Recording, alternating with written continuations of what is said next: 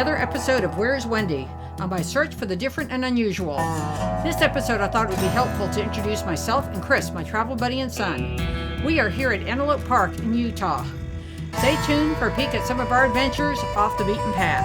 Instead of field of dreams, it's field of bison poop. Actually, might be over there. I'm Wendy. This is Chris. He's my son. And we've been traveling together for a while. And so I thought this would be a good time to ask him some questions about our travels and interview him. And if I start tearing up, excuse me. A 3.5 month trip around Western Europe in 2019, just before everything happened. Then we've been to Eastern Europe. We've been to Turkey. We've been to Southeast Asia. We've been Iceland.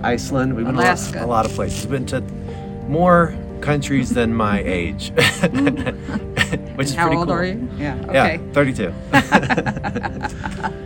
So, what's your favorite part about traveling with mom versus traveling with friends? We get along really well. I think we have really Similar good personalities. Yeah, we've good chemistry. Yeah. I think we get along. I don't think we've ever really fought ever. Good sense of humor. Yeah. We don't take anything too seriously. And we try not to kill each other. Yeah, right. And we've done well. We've done well. Yeah. What's the most embarrassing thing I've done as your mom in a foreign country? I can't answer that. Okay. Too many to mention. They're too bad to mention. I can't say it. God, you're bad. How do you think our travel style has changed since our first trip together? I think we have much more confidence than we used to have. I do, at least. You're braver. I'm braver. I know which phrases to learn first. It's please, thank you, sorry. Actually, sorry is probably the most important one. Bathroom and beer. And that's all you need to know. Everywhere you go. I know Turkish for thank you and beer, and French and Spanish. Every language I can. I need to know beer and bathroom. Donde se la baño? Yeah. When do you realize I wasn't a normal mom who just does typical vacations? You don't? Oh, okay. I thought this was normal. Doesn't know any better, that's why. Right now. Just right. Remember the time we went to a Airbnb and it was the wrong day? Yes. Yeah, we had an Airbnb in Switzerland where we were staying for just 2 days before my birthday. And we were going to stay there for a couple days and then figure out where to go next. And we showed up and it was lovely. It was a house built in the 1700s, before America was born. And it was beautiful. The house moved around when you walked on the third floor, so much so that the record skipped that they had there. They had a nice record from the 70s, I'm sure.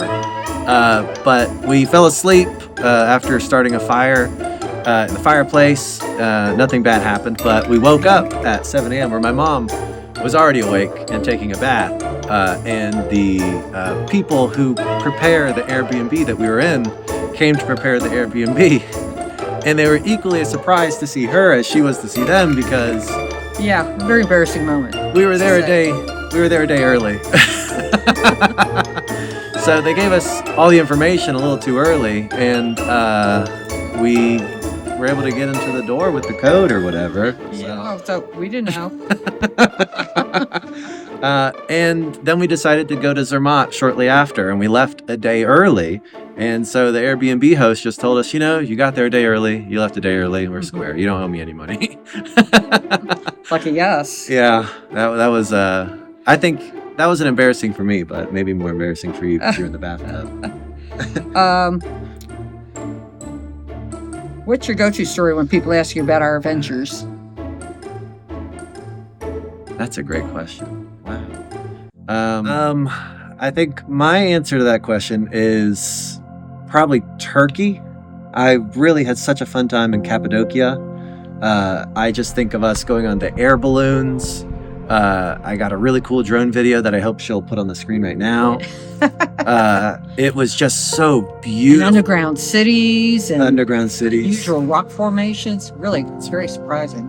Yeah, very incredible. But how do you think traveling together has changed our relationship? Um, I don't know if it has, but I appreciate you a lot, and I'm grateful I get to spend time with you. I think we get along really well, and I really like hanging out with you. Yeah, I mean, it's a blast. It's a blast. Such a good time. Yeah. Such a good time. Yeah, I agree. I think we just, get to see a lot of the world and appreciate, the ability to do that. And we don't argue much. Yeah. I do all the work, and he does the restaurants and the Airbnbs or hotels. I know. She even folded my laundry. She took it down and folded it and washed it and everything. I'm like, wow, I'm living back at home. Oh, what's the worst accommodations we've stayed in, and why do we laugh about it now? Oh, yeah. Yeah, we both feel the same way about this. There was a place that we stayed at in Ghent. Where's Ghent? Belgium? Belgium. Yeah. We stayed in Ghent, Belgium. And we got an Airbnb, like all of our Airbnbs we always did around Europe. I think this was like number 25 or 30. Something. And we got in there, and I was so tired. I didn't know what to say. And the woman showed us around. She was so nice showing us the Airbnb. Made us take our shoes off. She made us take our shoes But off. we didn't look closely. We just looked, and we were hungry. We wanted to go out, so we immediately went out. But later that evening when we came back... Right. We saw that the place was full of old rugs, I guess. Old area rugs. They were stacked on top of each other, like kind of loosely. And there was, in the living room, it was just a weird assortment of like furniture. Almost half a dozen lazy chairs and like 2 or 3 couches and nothing else. And all the lights were hanging from a wire. Right. The lights were hanging from bare wires. It was just a bulb on a wire. I don't even know how you do that. It was gross. It was so gross that when we went to go lay down, I saw these little black things on the bed. And he goes, "Oh, that's pilling." I said, "There's nothing black here." I was going to go sleep in the car. It was so bad. Yeah. And we ended up laying things down and putting stuff on top of us, and never got in the covers. And it was gross. Oh, man, there was like grease all over the kitchen walls. There was crayon everywhere. And garbage on the back porch. The view was spectacular. It was gorgeous. Yeah. Boy, that was a gross place. Oh my God. And it really wasn't that cheap. It was like $70 a night. I mean, I asked Airbnb about it the day after, and they're like, "You shouldn't have stayed. We would have helped you if you told us immediately." But we were so tired. I couldn't have done it. All right, so the bedroom is right here. Beautiful door. The lady, when we checked in, she said they had kids, or they just had a kid, so they had to move back to their home country. Maybe it's an artist's paradise. Oh, could you use a desk? We got some weird furniture set. I don't know why they all match. Then we got 2 good chairs. I've got a good phone. Oh, and the hosts. The lady that checked us in, she doesn't live here. She lives on the floor 2 above. She said the host requested we don't wear shoes inside because for some reason, I guess, because the place is too clean and perfect. There's 3 sets of carpets. And then there's children's mats in the kitchen. And some like really questionable appliances. I don't know. Airbnb can't. I'm drinking out of this cup. I really shouldn't. And everything's just so gross. We got a porch though. It's pretty sick. Then the trash. Yeah, I got some like photos and stuff with the trash over here. You know, I get it. Get trash. And like in this room, it's like a little closet. They got so much more trash. And so I just cannot not make a video about this Airbnb. So we got, IKEA sheets, whatever. Like that's pretty cool. I like the dinosaurs.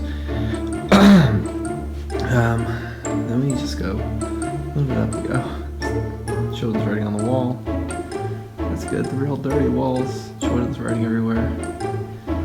Oh, a whole bin of toys. And then great paint. More writing on the wall. We'll go back and clean. That's good. They help us keep it clean.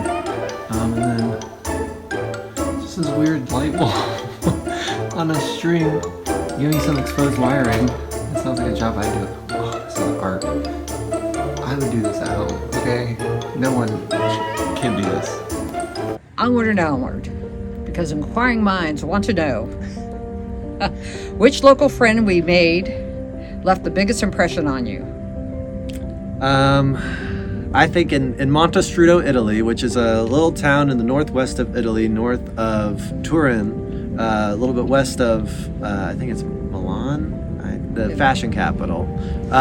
We had just gotten into the city. We had just gotten into Italy from Switzerland. We just drove through this 2-mile-long tunnel. And we got to our lodging, which was lovely. The host was lovely. And we even went to a restaurant that she waited tables at with the new friends that we met. But we went to a pizza place just so we could grab a slice of pizza. And as I was reading off Italian phrases to my mom in the restaurant, because we don't know any Italian and we just came from Switzerland, this woman at the table next to us says, "Oh, how long have you been in Italy?" And we're like, "Oh, an hour." And she goes, "Oh, wow, that's amazing. Would you like to try a slice of my pizza?" I was like, "Well, no, thank you, but thank you." And she kept talking with us, and she ended up inviting us to her husband's volleyball game later that night. At the local gym? At the local gym. It was neat. I mean, and usually, we're kind of a stranger who seems a little bit odd in the beginning. You probably wouldn't do that. But, I mean, she seemed extremely nice. It turns out she was a mother. She was a law student. Her husband did, I think, deliveries in Croatia. We got to know all about them. And then we hung out with them at the Airbnb host's restaurant that she worked at. And there was a band playing, and they said, "Oh, to our friends from America." And it was just really lovely. Everybody was very sweet. And and we ran into other strangers in that little town. Montestrudo is really just full of the nicest people. Cute. Off the beaten path, because we drive. Yeah, we rent a car always whenever we go on our trips. We lease a car. We never rent. We lease. Right. We lease a car. Except for Southeast Asia. And then we don't drive. Right. Right. I have another question for him. Which cultural misunderstanding of ours still makes you laugh? Oh, gosh. There was this So many time, of them. we were in Cappadocia, Turkey. We were going to the underground cities of, I think it's Derinkiyu and Pamukkale. No. She'll put them up on the screen, I'm sure. But there are these underground cities in Turkey that were made about 10,000 years ago or something. But we were going into the entrance. We were just, 200 feet from the entrance of the underground cities. It's a very touristy place. But we were there very early in the morning. It was probably 9 a.m. just before they opened. We were the only people there. It was us and the vendors. And as we were walking in, I had heard on YouTube, in Turkey and Istanbul, the vendors can be very aggressive, and the bazaars, just make sure you don't pay attention to them. Scammy. Yeah, they could, they'll really try to get your attention. Just do a hard sale. But I was expecting that. And so as we were walking past them, they start, calling after us. They go, "Sir, miss, sir, miss." And, I was like, you're not supposed to pay attention to them. And so eventually, they Just say no. They really get our attention and turn around. And it turns out I dropped my mom's credit card, not even my own credit card. I dropped my mom's credit card on the ground, and they were returning it to us. So I felt so silly. And they were like, "Oh, I'm a millionaire, I'm a millionaire." But they could have said nothing. They could have just kept it, But Very, very nice. Very nice, very sweet. Loved Really it. taught me a lesson.